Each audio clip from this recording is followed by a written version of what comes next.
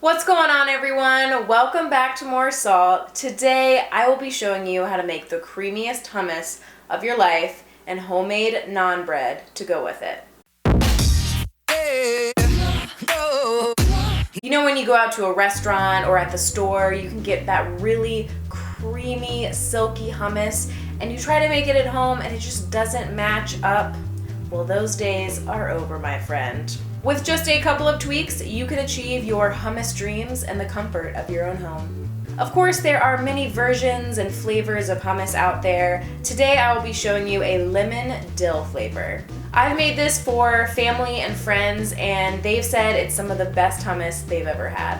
So let's get started with the hummus. You are gonna need 2 cans of garbanzo beans or chickpeas. You're gonna drain your chickpeas, but you want to reserve the liquid because we're going to use some of it later on in the recipe. So once your chickpeas are drained, you can lay them out on a flat surface. And now we're gonna do the number 1 tip I have for creamy hummus, which is remove the little skin from each one of the chickpeas. I know this task is very tedious and annoying, and you probably don't wanna do it, but if you want creamy hummus, this is a vital step.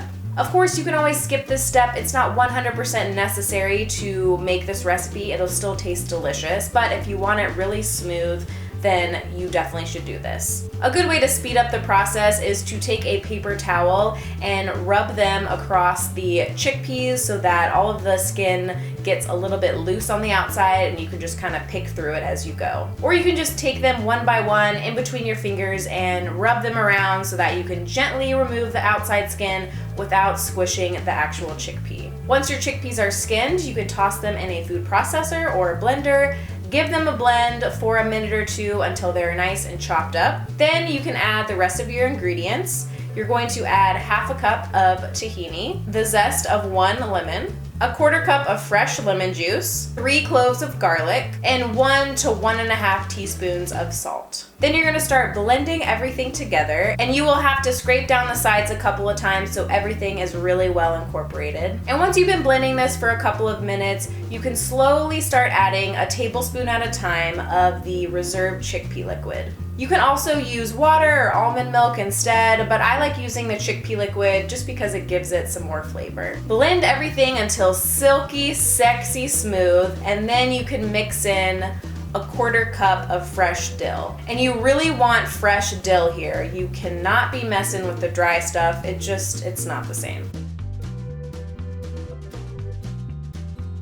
Now that we made our hummus, we can start making our homemade naan bread. So to start out this recipe, you are gonna take 1 cup of warm water. Make sure it's not really hot, otherwise it'll kill the yeast. So you're gonna take 1 cup of like lukewarm to a little bit more than lukewarm water and add to it 1 pack of instant yeast and 2 tablespoons of sugar. Whisk that together and let it sit for 5 minutes. Then you can add 1 teaspoon of salt, 2 teaspoons of garlic powder, and 3 tablespoons of almond milk. Then you can slowly start adding in 2.5 to 3 cups of flour. You're gonna mix that together until it's too thick to mix with a wooden spoon or a spatula, and then you can start kneading it with your hands. And then you can continue kneading it with your hands inside of your bowl, or you can transfer it to a floured flat surface and knead it for 2 to 3 more minutes. To start forming your naan, you can rip off a small handful amount of dough at a time and start rolling it out.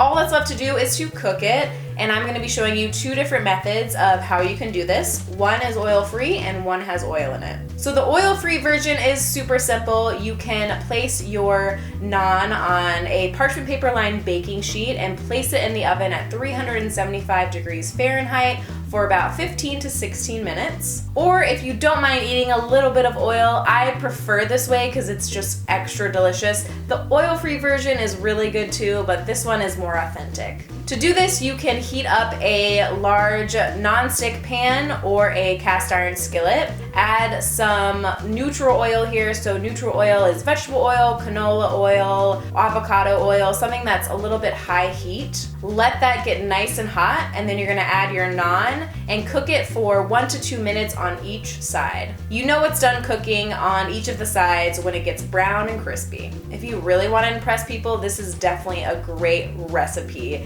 You can take this to any party, or when you invite people over, have this sitting out as an hors d'oeuvre. It will definitely impress people with your crazy mad cooking skills because it's all just so good. Everything is homemade and fresh, and you can really taste the difference. Thank you guys so much for tuning in this week. I really hope you enjoyed the recipe. If you did, y'all know what to do. Give it a big old thumbs up so I know that you liked it. Comment down below and tell me what you like to dip in hummus. Follow me on Instagram at More Salt Please, and also check me out on Facebook, More Salt Please. Take care of yourself this week, eat good food, and I will see you in the next one. Bye.